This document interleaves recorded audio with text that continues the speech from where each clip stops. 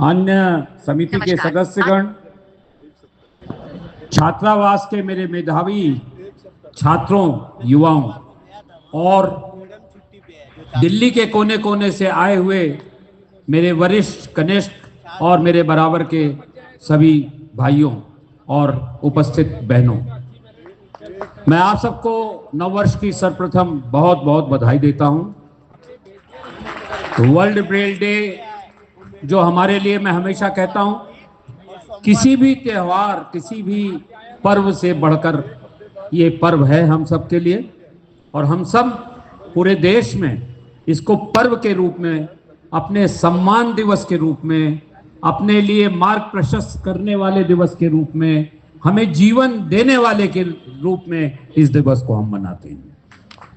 इसकी आप सबको बहुत बहुत बधाई। अभी जो रिक्रूटमेंट बड़े पैमाने पर आप सबके सहयोग से संघर्ष करके हमने शुरू करवाए हैं, बैकलॉग पूरा हो रहा है जगह जगह पे, उसमें बाधाएं क्यों आ रही? अभी आपको पता है कि दिल्ली सरकार में बैकलॉग के लिए, पूर्ति के लिए हाईकोर्ट का ऑर्डर कंप्लाई होना बाकी है, उसके लिए कंटेम्प्ट की प्रोसीडिंग्स चल रही है और कम से कम 500 पद तो माने हुए हैं उन्होंने ब्लाइंड के, बैकलॉग के। केंद्रीय विद्यालय संगठन में बड़ी तादाद में एक स्पेशल रिक्रूटमेंट ड्राइव का आदेश मैंने करवाया हुआ है, वो भी किसी समय भी आ सकता है। अगर ये स्ट्राइक का द्वंद्व चलता रहा तो रिक्रूटिंग एजेंसी स्ट्राइक के नाम पर हमारे साथियों के कैंडिडेचर को रद्द करती रहेंगी और हम इस रिक्रूटमेंट को पूरा नहीं करवा पाएंगे। आपसे सहयोग की अपील कर रहा हूं, आपके भविष्य के लिए आपसे सहयोग की अपील कर रहा हूं। आप अपने भविष्य को सुरक्षित बनाने के लिए मेरी इस अपील को स्वीकार करिए और इस पर काम करिए। मेरे एक साथी ने, जो युवा साथी ने ईमानदार कन्फेशन किया था कि असर नहीं पड़ता,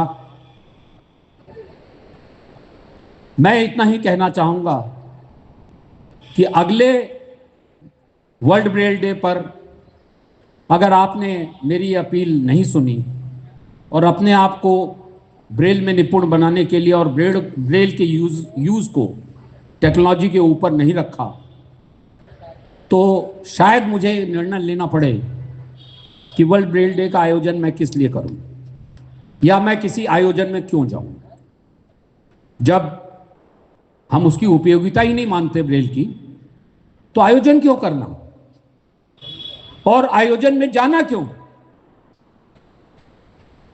मैंने जिंदगी में एक ही चीज नहीं सीखी, हिपोक्रेसी नहीं सीखी।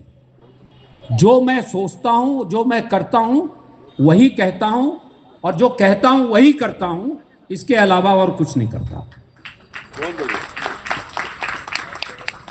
विकल्प आपके पास है।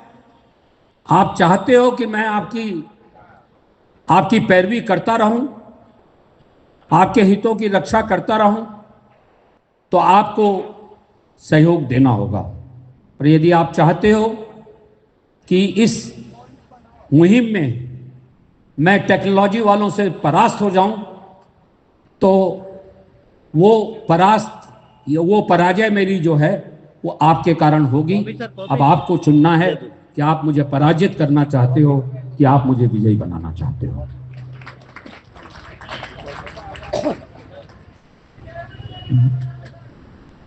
भविष्य आपका, मान के चलिए कि अगर हम समय पर चेते नहीं तो सुरक्षित नहीं। इसके ऊपर आप देख रहे हैं कि फर्जी डिसेबिलिटी सर्टिफिकेशन के कारण वैसे भी जो हमारे टोटली ब्लाइंड साथी हैं, भाई बहन हैं, उनको कोई रोजगार देना नहीं चाह रहा और कोटा को पूरा करने के लिए फर्जी डिसेबिलिटी सर्टिफिकेशन के आधार पर लोग जॉब में जा रहे हैं। अभी एक जीता जागता उदाहरण है, यहां कुछ साथी बैठे होंगे, एयरपोर्ट अथॉरिटी ऑफ इंडिया में अभी जूनियर एग्जीक्यूटिव के पदों पर और सीनियर एग्जीक्यूटिव के पदों पर रिक्रूटमेंट हुआ। उसमें हमारे दृष्टिबाधित साथियों का, जो ब्लाइंड हैं, उनका सिलेक्शन हुआ। सिलेक्शन के बाद डॉक्यूमेंट वेरिफिकेशन हुआ और बाद में मेडिकल के आधार पर ब्लाइंडनेस के कारण उनके कैंडिडेचर को रद्द कर दिया गया। आप लड़ाई देखिए कितनी टेढ़ी है। एक और स्ट्राइक को लेकर द्वंद्व मचा हुआ है, दूसरी ओर सिलेक्शन के बाद हमारे योग्य साथियों को ब्लाइंडनेस के कारण, जबकि वो पद, वो पोस्ट चिन्हित है हमारे लिए, उसके बाद भी वो पद देने न देने के लिए ठान रखी है गवर्नमेंट अथॉरिटीज ने। ये केस अभी मंगलवार को लिस्ट हो रहा है हाईकोर्ट के सामने।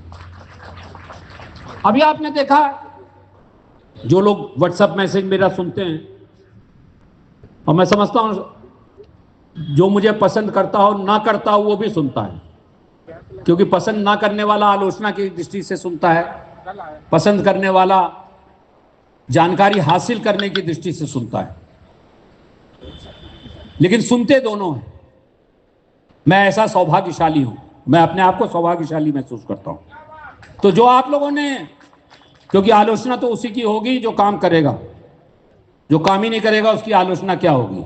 उसकी प्रशंसा ही प्रशंसा है, क्योंकि काम नहीं करना एक प्रशंसा है। तो आपने सुना होगा कि मेरे मैसेजेस में एक बड़ी अजीब चीज हुई। Tribal welfare department EMRS schools चलाता है, एकलव्य मॉडल रेजिडेंशियल स्कूल्स।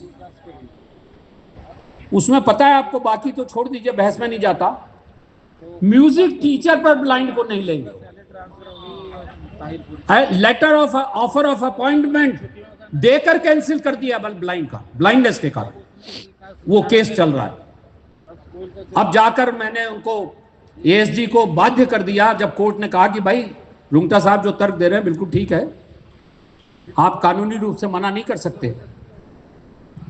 तो अब 15 तारीख को है, तो उन्होंने ये अब देख लिया कि जब कोई रास्ता ही नहीं मिल रहा, चारों तरफ से घिर गई हैं, वो सरकार घिर गई है, तब इन्होंने कहा कि ट्राइबल वेलफेयर डिपार्टमेंट को भी पार्टी बना दीजिए, डिपार्टमेंट ऑफ एम्पावरमेंट को भी पार्टी बना दीजिए, और हम इसको एमिकेबली रिजॉल्व करके इनको अपॉइंटमेंट दे देते हैं।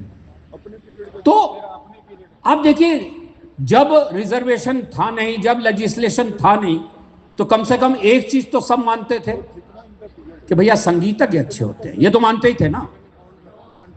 लेकिन अब लॉ बनने के बाद म्यूजिक टीचर के पद पर नियुक्ति को लेकर भी प्रश्न चिन्ह लग रहा है। आप समझ सकते हैं चुनौती कितनी गंभीर है।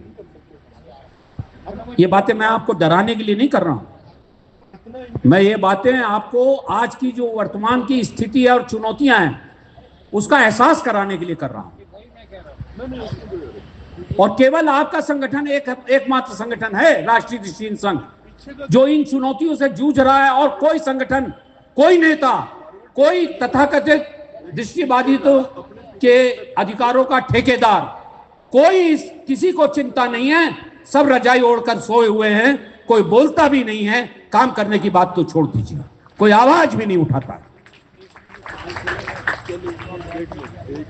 साथियों, ये सब कहने के बाद भी मैं अपने युवा साथियों को आश्वस्त करना चाहता हूं कि जब तक मेरी अंतिम सांस है, तब तक जितना भी मेरे में शक्ति है, आपके अधिकारों की रक्षा के लिए हर स्तर पर लड़ता रहूंगा, आपके अधिकारों की रक्षा करता रहूंगा। अगर आपका सहयोग मिलेगा तो ये लड़ाई आसान होगी, आपका सहयोग नहीं भी मिला तो भी कठिन होते हुए भी उस लड़ाई को लड़ूंगा और लड़ता रहूंगा।